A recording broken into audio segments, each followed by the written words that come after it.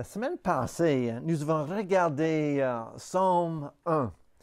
Et ce psaume nous donne du bon conseil, donne du conseil pour les ados, pour les jeunes adultes et pour nous tous.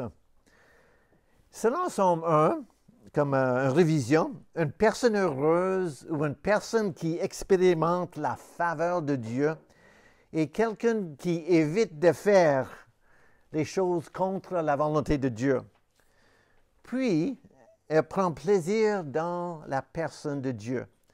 Elle médite sur la parole de Dieu. On a vu ça la semaine passée. Mais ce matin, nous allons étudier un autre psaume qui donne du bon conseil. Tournons, s'il vous plaît, à Psaume 2. Psaume 2. Ce psaume donne du bon conseil aux chefs politiques et aux leaders. Les chefs politiques et les leaders, qu'est-ce qu'ils pourraient apprendre de ce psaume? Psaume 2. Donc, ce psaume 2 est difficile à comprendre parce qu'il y a différentes personnes qui parlent. Et ils parlent à d'autres personnes. Donc, c'est compliqué. Il faut lire ce psaume plusieurs fois avant de vraiment saisir qui parle à qui et qu'est-ce qu'il dit à cette personne.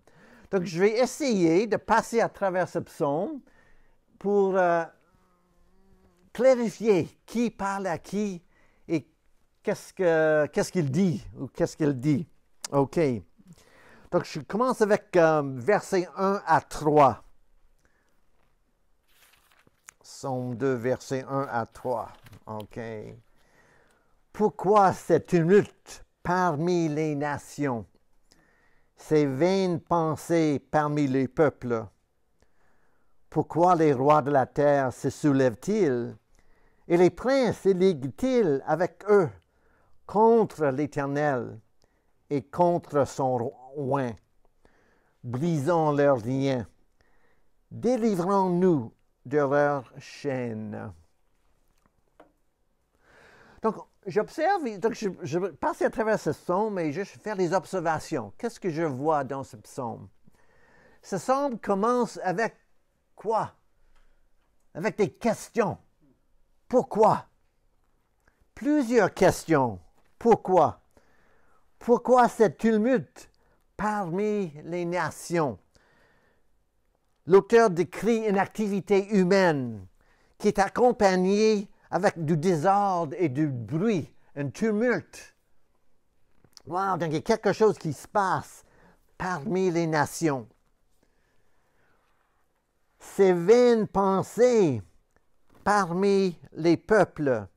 Les vaines pensées, l'auteur parle de cette activité humaine comme quelque chose vain, quelque chose inutile, quelque chose sans valeur. Mais qui participe à cette activité qui est vaine? Bon, c'est les nations, les peuples. Mais qu'est-ce qu'ils font? Un tumulte, des vaines pensées. Verset 2, une autre question. Pourquoi les rois de la terre se soulèvent-ils? Et les princes? Donc maintenant, il parle des rois et des princes. Les princes sont des fils des rois. Avant, verset 1, il parle des nations, il parle des peuples. Maintenant, il est plus précis. Il parle des chefs, les rois et les princes. Pourquoi les rois de la terre se soulèvent-ils et les princes se liguent-ils avec eux? Donc les princes et les rois discutent ensemble. Ils ont des idées, ils ont un plan. Mais le plan est dirigé envers qui? C'est contre l'Éternel et contre son oint. Donc on parle ici d'une rébellion, une révolution. Les nations, les rois, les princes sont en rébellion contre l'Éternel et son oint. Ils conspirent une révolte contre ces deux. Et verset 3. Brisons leurs liens. Maintenant, nous sommes en train d'entendre qu'est-ce que les rois disent entre eux. Les princes et les rois sont en train de faire une discussion. Qu'est-ce qu'ils sont en train de dire? Qu'est-ce qu'il est en train de dire? Brisons leurs liens. Délivrons-nous de leurs chaînes. Les liens de qui? Les chaînes de qui?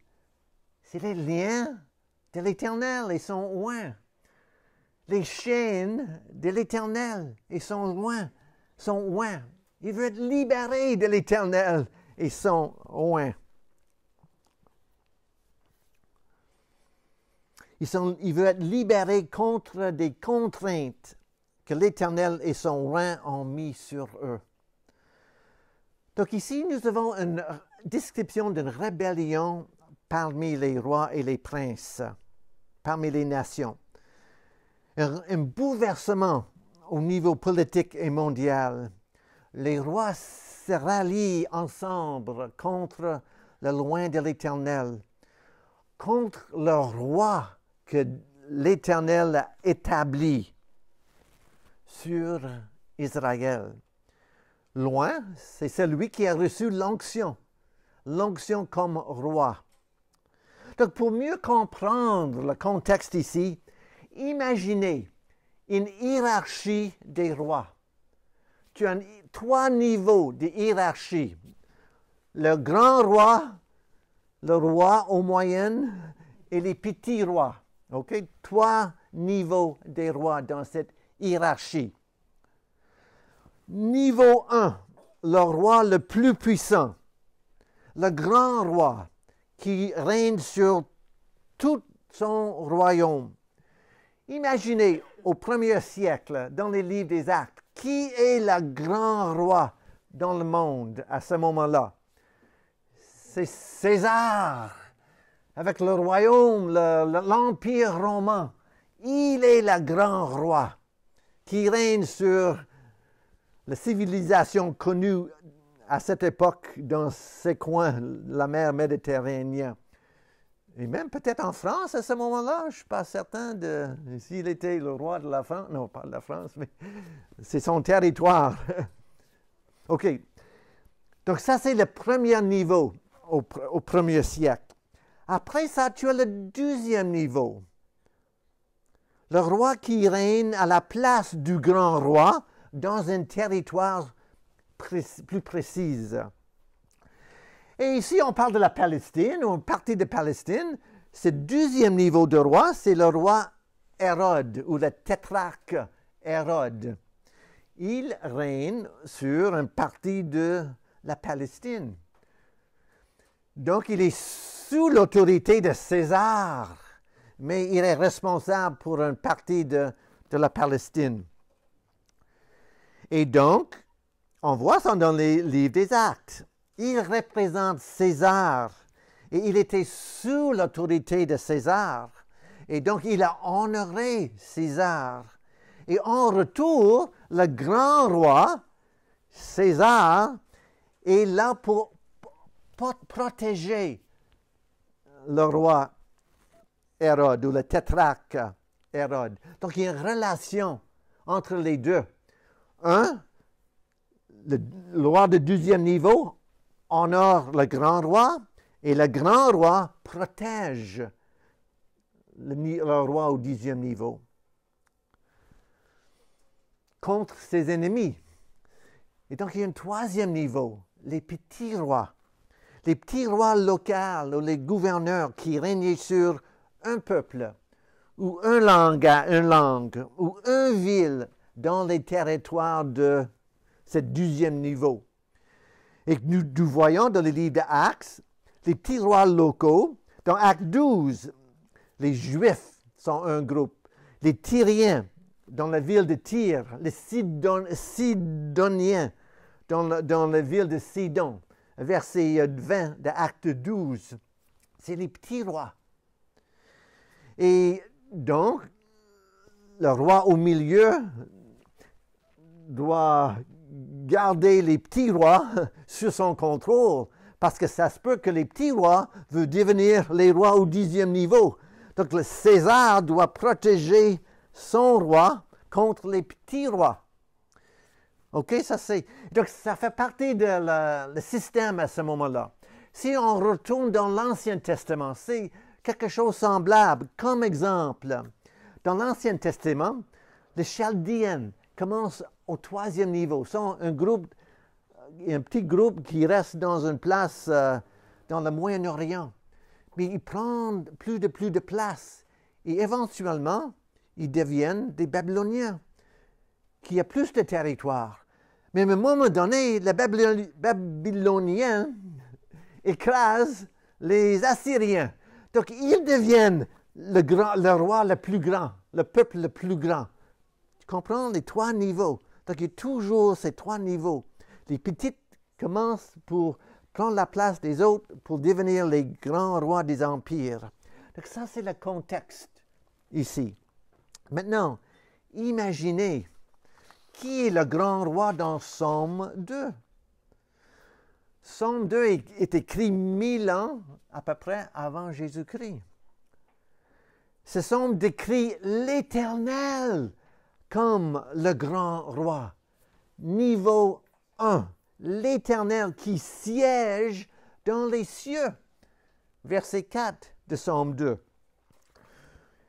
Il y a d'autres psaumes qui parlent de ces mêmes choses. Dans Psaume 8, verset 2.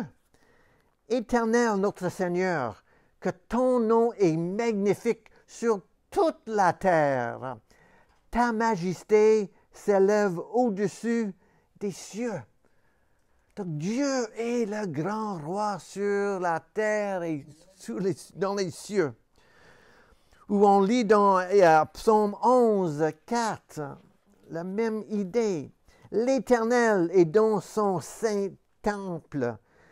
L'Éternel a son trône dans les cieux. Ses yeux regardent. Ses paupières sondent les fils de l'homme. Ou Psaume 19.1. Psaume 19.1. Les cieux racontent la gloire de Dieu et l'étendue manifeste l'œuvre de sa main. De ses mains. De ses mains, exactement. OK. Comme grand roi, il a établi le roi idéal ou le roi humain. Ça, c'est au deuxième niveau, le roi David idéal qui régnait à sa place sur son peuple, le peuple d'Israël. Donc, Dieu, le roi David, au 2e niveau, règne sur le peuple d'Israël et des autres nations alentour. Et je dis le roi idéal de David. Un roi idéal dans le sens que ce roi est décrit comme le roi David, mais en même temps, quand nous lisons les détails dans les psaumes au sujet de ce roi David, ces petits détails ne s'alignent pas toujours avec le roi David que nous connaissons dans d'autres livres dans l'Ancien Testament, comme 2 Samuel ou des livres de chroniques. Par exemple, l'auteur d'une psaume est le psaume de David. Il y a plusieurs psaumes qui sont nommés, le titre, le psaume de David. Mais encore, il y a des détails dans ces psaumes qui ne s'alignent pas avec David, dans un sens. C'est mystérieux, je ne comprends pas ça. Un exemple, je lis dans Psaume 18, versets 20 et 24. Psaume 18, versets 20 et 24. Psaume de David, il écrit à partir du verset 20, « Il m'a mis au large, il m'a sauvé parce qu'il m'aime. » Il parle de l'Éternel, le grand roi a sauvé David. « L'Éternel m'a traité selon ma droiture. Il m'a rendu selon la pureté de mes mains. Car j'ai observé les voies de l'Éternel. et je n'ai point été coupable envers mon Dieu. Toutes ses ordonnances ont été devant moi, et je ne me suis point écarté de ses lois. J'étais sans reproche envers lui, et je me suis tenu en garde contre mon iniquité.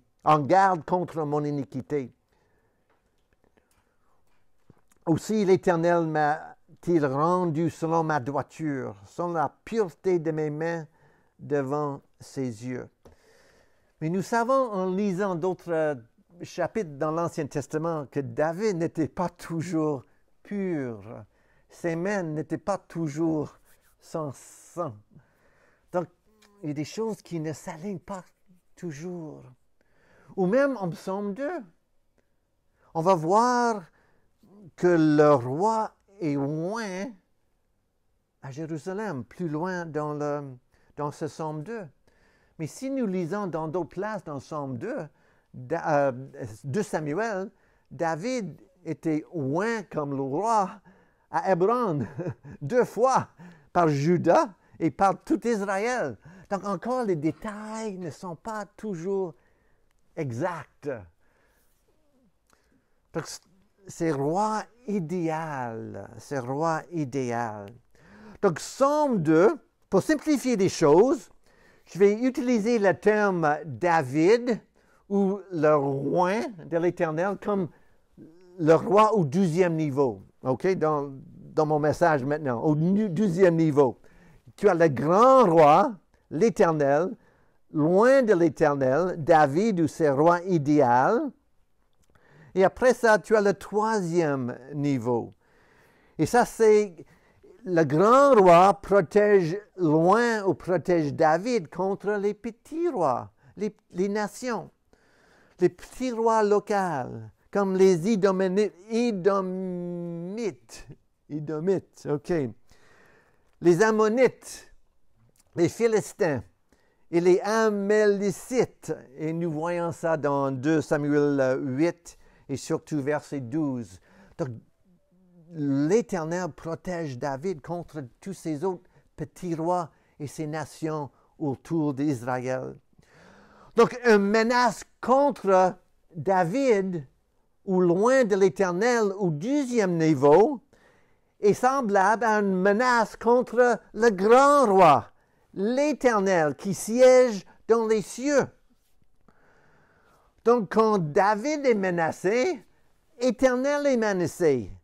Et le roi, le grand roi, l'Éternel, est obligé de protéger David loin de l'Éternel.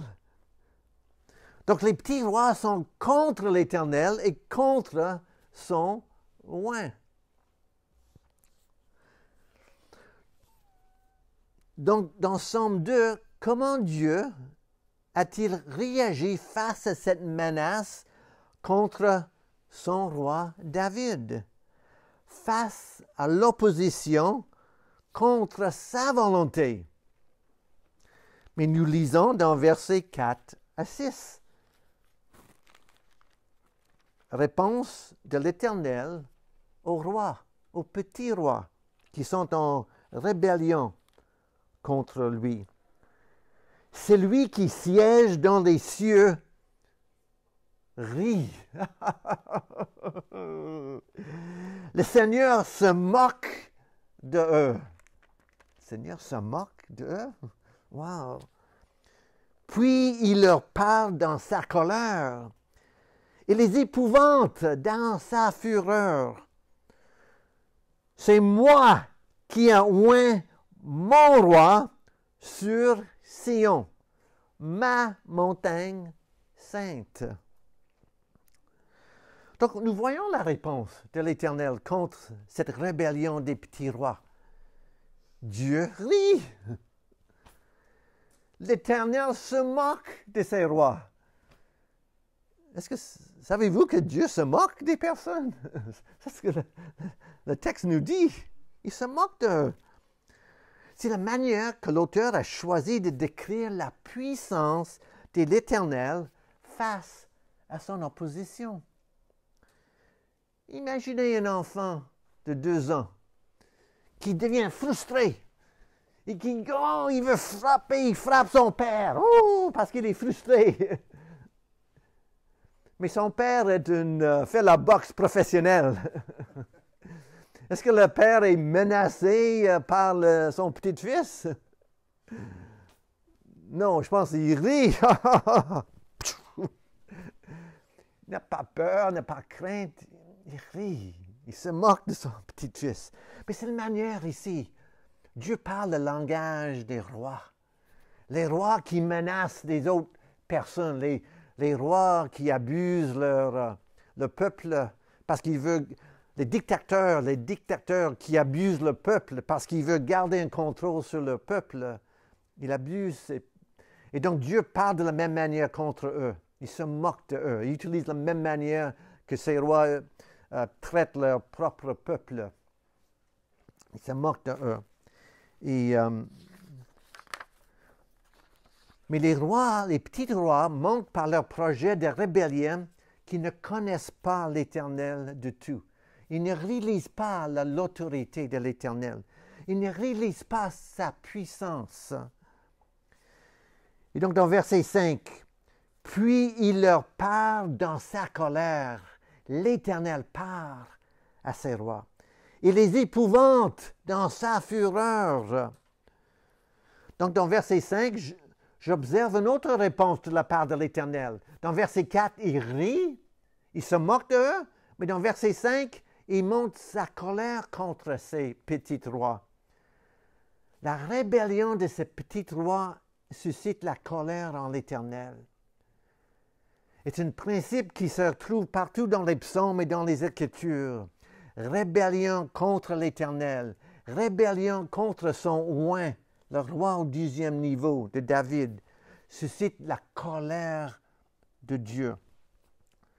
Par contre, de quelle manière Dieu exprime-t-il sa colère dans verset 5? Non par des actions de colère, non par le jugement actuel, mais par une affirmation verbale. Il dit, il leur parle dans sa colère, il épouvante dans sa fureur. Et voici sa colère. La phrase verset 6, « C'est moi qui ai oint mon roi sur Sion, ma montagne sainte. » Une affirmation. Ça, c'est la colère de Dieu par une affirmation. Et j'observe que Dieu fait référence à lui-même 3 fois dans cette affirmation. Première fois, il dit « C'est moi ». C'est lui qui agit. Il est souverain. Il contrôle tout. Il a décidé. Qu'est-ce qu'il a fait? Décidé de son action. C'est moi. Et quelle est son action? Qui est oint mon roi? Donc c'est son roi. Il a choisi son roi, David. Comme souverain qui contrôle tout, il a choisi son roi pour lui représenter. Et la troisième chose, il a dit sur Sion, ma montagne sainte.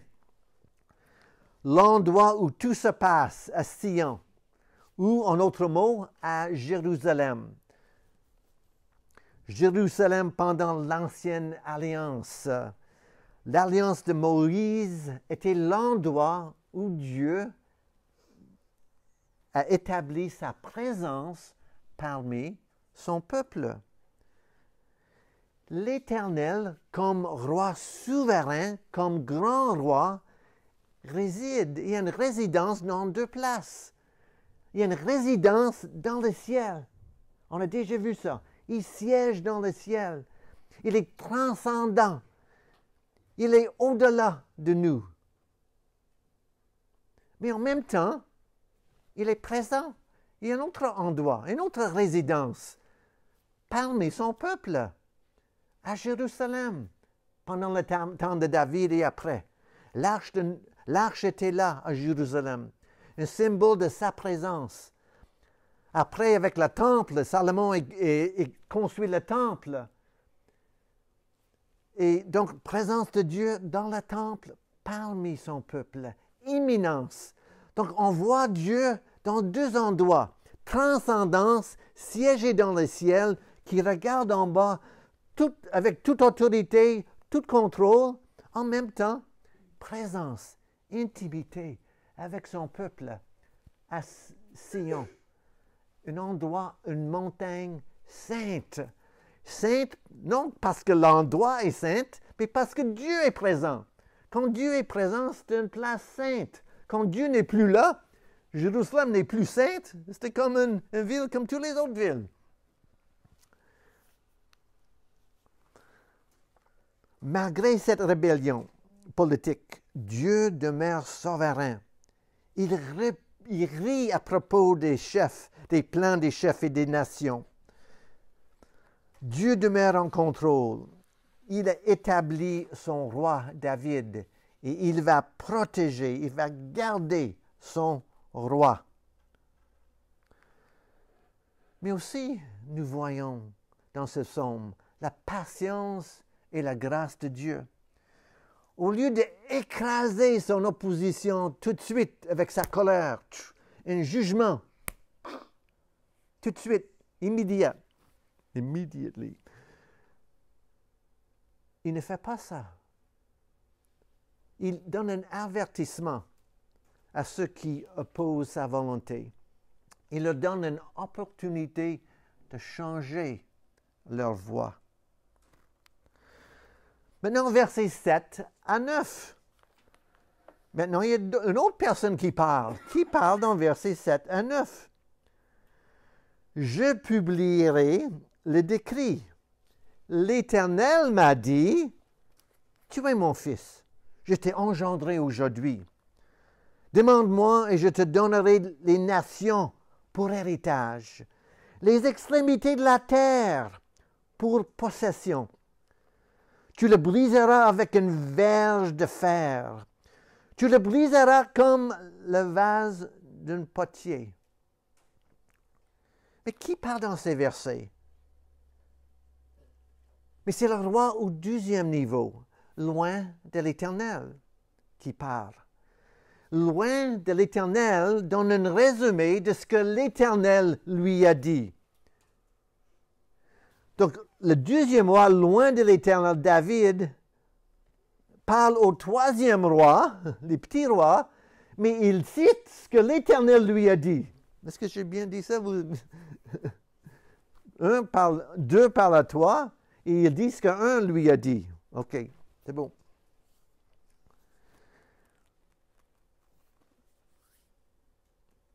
Donc Dieu, dans toute son autorité, a fait une déclaration. Il a dit au roi David, lors de sa cérémonie de couronnement, je publiai le décret. L'Éternel m'a dit, l'Éternel a dit à David, ou le loin de l'Éternel, tu es mon fils, je t'ai engendré aujourd'hui. Mon fils, engendré, ce sont les termes qui parlent d'un couronnement, le couronnement d'un roi. David devient roi. Il est engendré. Il entre dans une relation père-fils avec la grande loi, le grand roi, l'Éternel. Il entre dans une relation filiale avec Dieu, comme roi de peuple. Il devient le fils de Dieu par adoption. Puis, ce couronnement est suivi par deux promesses données à loin par l'Éternel. Première promesse, verset 8. Demande-moi et je te donnerai les nations pour héritage, les extrémités de la terre pour possession. Donc l'Éternel a promis que le royaume d'Israël engloberait le territoire des nations qui sont autour du pays, et même les extrémités de la terre. selon les limites ou les frontières de son royaume. Et si l'Éternel dit à David, « Demande-moi », ça veut dire que Dieu est souverain. Il est en contrôle de ces nations. Il veut et il peut les donner à son roi parce que ça appartient à lui. Donc, il donne ces nations à son roi au 12e niveau. Et la deuxième promesse, verset 9, « Tu le briserais avec un verge de fer.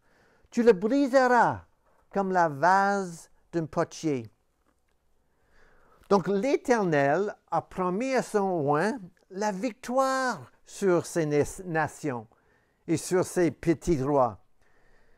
Et l'Éternel a promis sa protection. Il va protéger loin de l'Éternel.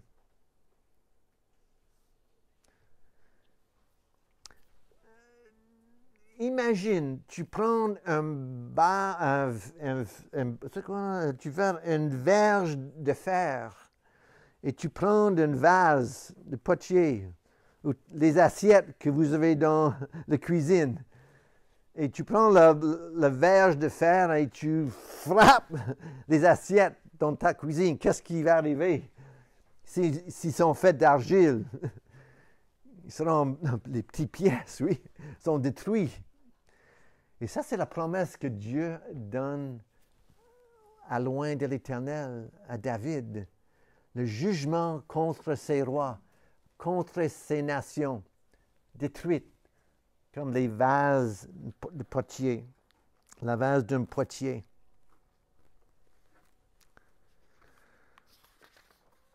Donc, on voit le jugement que Dieu, la puissance, le jugement que Dieu donne à son roi contre ses rois.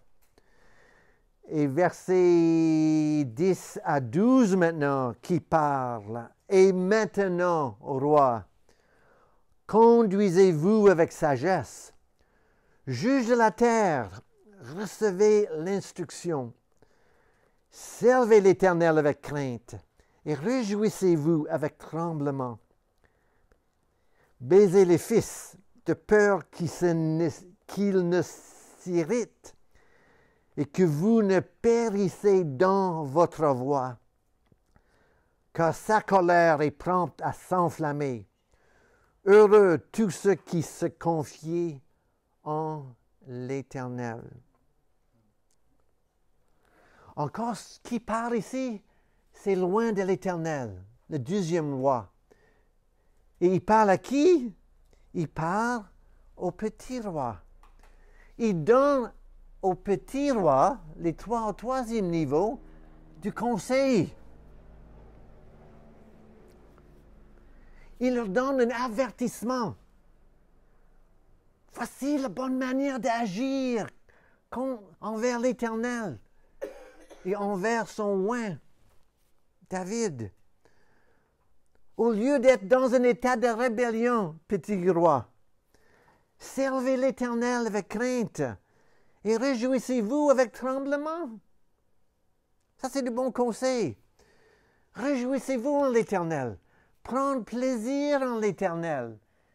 Ou comme nous avons vu dans Psaume 1, prends sa parole, accepte sa parole, méditez sur sa parole. Donc, j'observe ici qu'il n'y a pas de conflit entre la crainte de l'Éternel et de prendre plaisir en l'Éternel. Les deux vont ensemble. On peut craindre l'Éternel, pas une crainte toxique, mais une crainte respectueuse, de craindre l'Éternel et de prendre plaisir en lui. Donc, le roi David donne ses conseils au petit roi. Craindre l'Éternel et prendre plaisir en lui. Mais si les rois ne se soumettent pas à l'Éternel et son roi, les chefs de ces nations vont vivre les conséquences pénibles. Baisez les fils de peur qu'ils ne s'irritent et que vous ne périssiez dans votre voie, car sa colère est prompte à s'enflammer.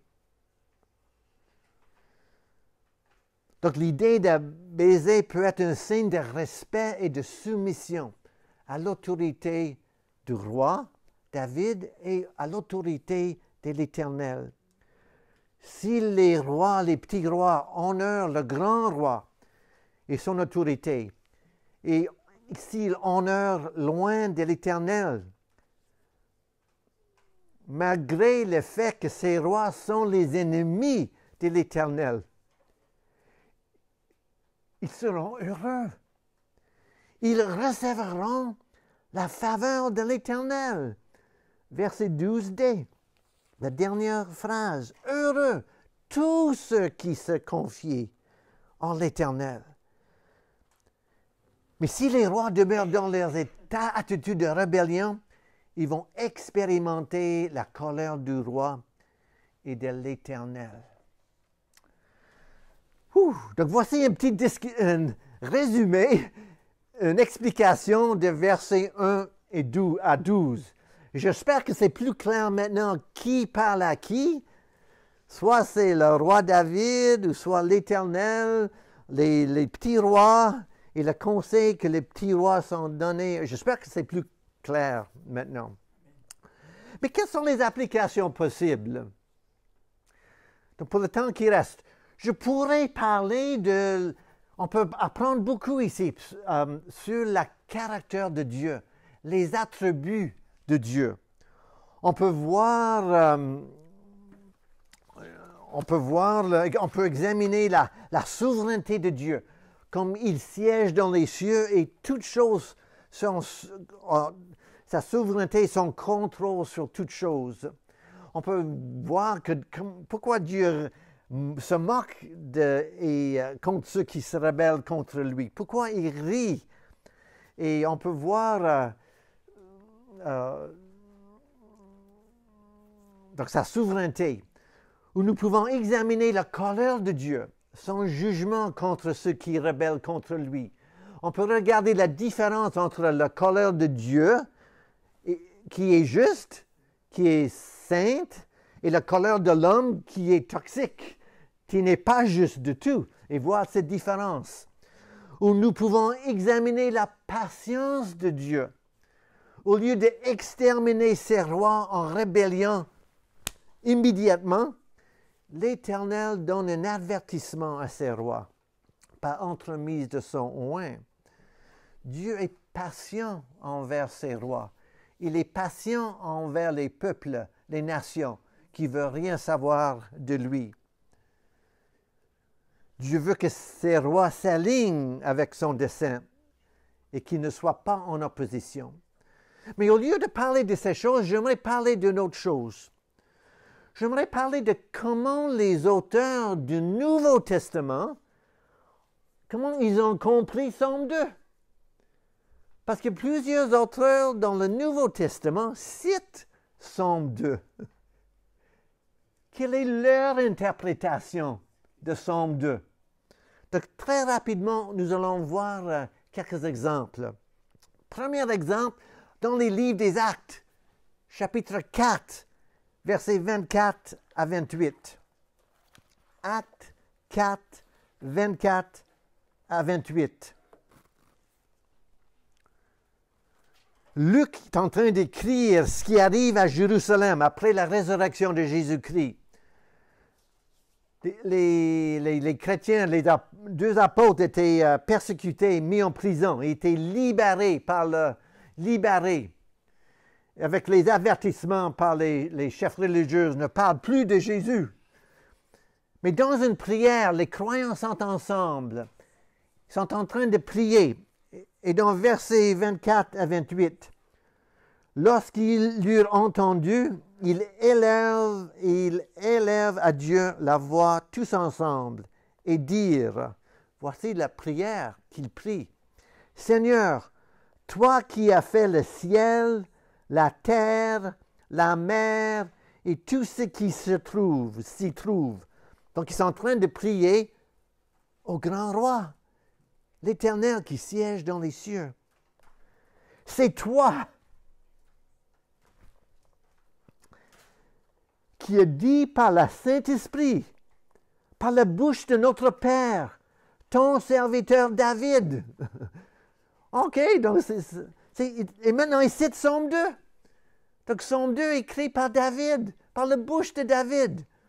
Pourquoi ce tumulte parmi les nations et ces vaines pensées parmi les peuples? C'est David qui est en train de dire ça, 1000 ans avant.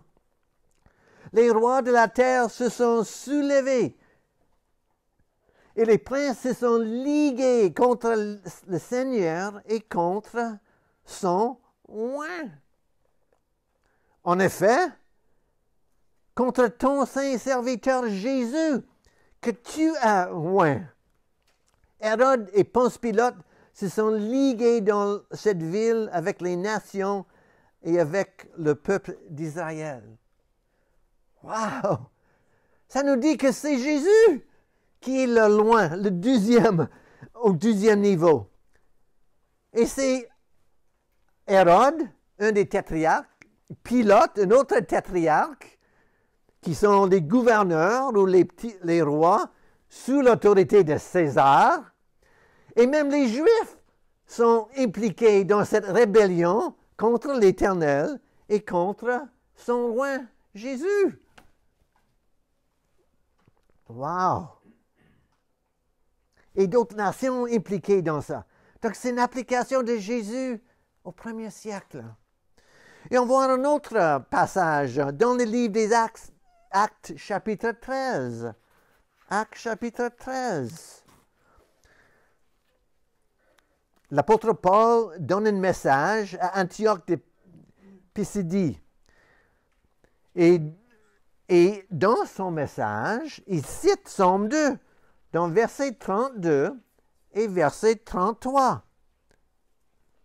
Il dit, « Et nous vous annonçons cette bonne nouvelle. » Il parle de lui-même. Paul est en train, comme apôtre, d'annoncer cette bonne nouvelle, que la promesse faite à nos pères, donc il est en train de parler aux Juifs dans cette ville, Dieu l'a accompli pour nous, leurs enfants, en ressuscitant Jésus selon ce qui est écrit dans le... Quel psaume? 2e psaume. Tu es mon fils. Je t'ai engendré aujourd'hui. Donc, le grand roi est en train de couronner loin de l'Éternel. Jésus encore. Mais quand est-ce que c'est arrivé que le grand roi est couronné au loin Jésus comme son oint? Qu'il est ressuscité des morts, de telle sorte qu'il ne retournera pas à la corruption. Ce qu'il est décrit en disant, je vous donnerai les grâces saintes promises à David, ces grâces qui sont assurées. Donc il fait le lien entre le loin de l'Éternel, le couronnement et la résurrection de Jésus-Christ. C'est à ce moment-là que Jésus est devenu loin de l'Éternel. À sa résurrection, Jésus était ressuscité à quel endroit? À Sion, à Jérusalem.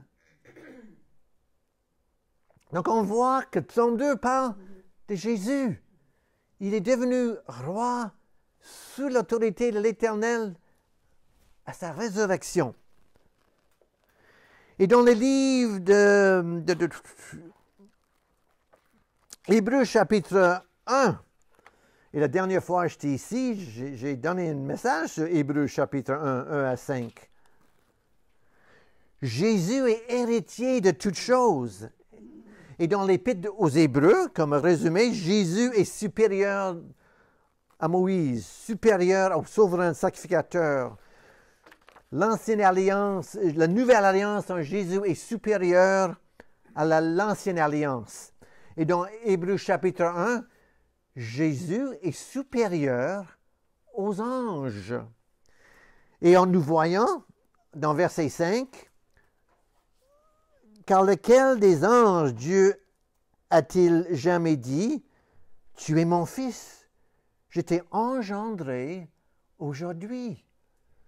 Jésus est élevé comme loin de l'Éternel qui règne sur toutes choses, sous l'autorité de grand roi, l'Éternel. Et nous continuons rapidement dans Apocalypse chapitre 2. Apocalypse chapitre 2, verset 26 et verset 27.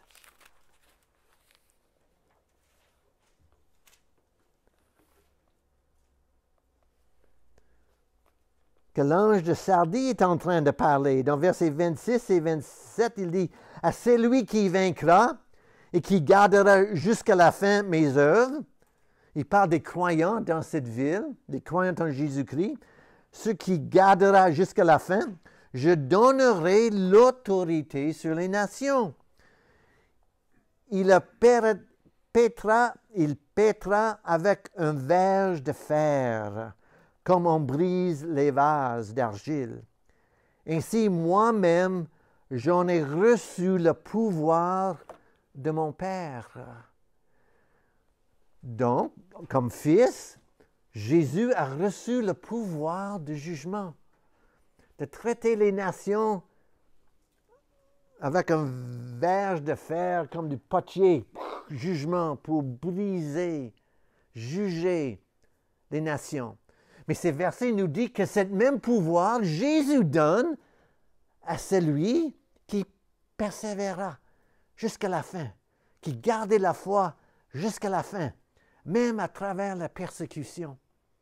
Donc cette autorité est transférée. L'Éternel, Jésus, à ceux qui persévéreront jusqu'à la fin.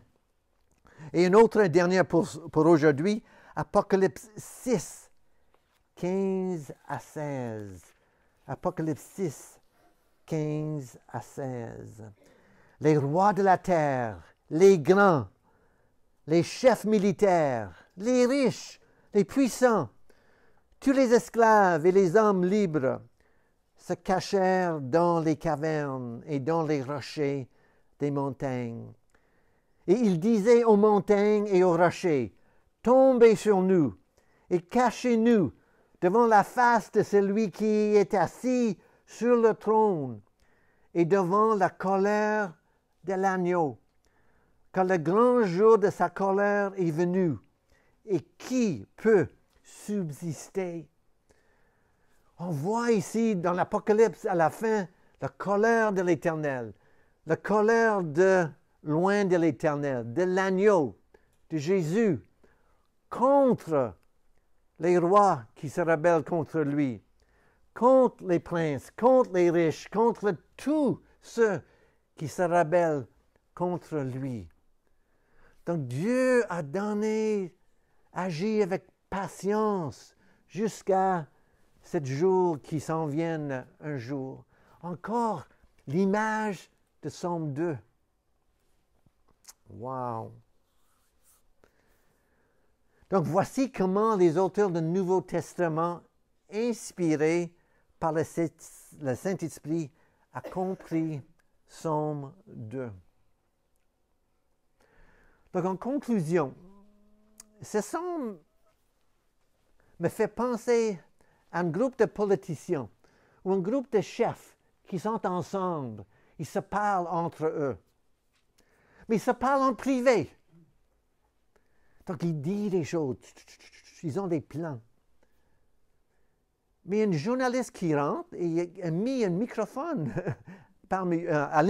au milieu d'eux et qui ouvre le microphone. Un live mic. En français, c'est quoi un live mic? Et donc, tout le public entend ce qu'ils disent, mais ils ne réalisent pas. Et à un moment donné, tout le public est au courant. Oh non, ils vivent la honte de ce qu'ils ont dit. Mais dans un sens semblable ici, Dieu nous donne une idée de ce que les nations pensent, les rois pensent. Et le peuple de Dieu, soit 1000 ans, les Juifs, ou soit nous aujourd'hui, nous, malgré que Dieu parle au roi, ou le loin de l'Éternel parle au roi, il leur donne un avertissement, ou l'Éternel parle au loin, Jésus, nous sommes au courant de la discussion, parce que nous avons ça écrit dans Psaume 2, et nous pouvons toujours voir ce qui se passe. Donc, nous sommes le public qui entend ce qui est arrivé parmi le grand roi, loin de l'Éternel, Jésus, et les petits rois. Mais ce n'est pas par hasard, parce que Dieu veut que nous soyons au courant pour nous aider de persévérer. Nous avons des difficultés, des problèmes, mais Dieu est en contrôle de tout. Nous avons le grand roi, l'Éternel. Nous avons Jésus qui est là pour nous protéger. Nous avons l'Esprit en nous si nous croyons en Jésus-Christ. Donc, il est présent en nous, il est présent parmi nous quand nous sommes ensemble en tant que l'Église. Donc, j'espère que ces paroles aujourd'hui peuvent vous encourager au moins de persévérer cette semaine dans vos situations. Et chaque personne a des situations différentes et difficiles. Mais persévérez, persévérez. Lisez Psaume 2 encore avec plus de... Qui parle ici? Oh oui, il parle ça, il parle... Et que ça vous encourage pour la semaine qui s'en vient. Donc, merci.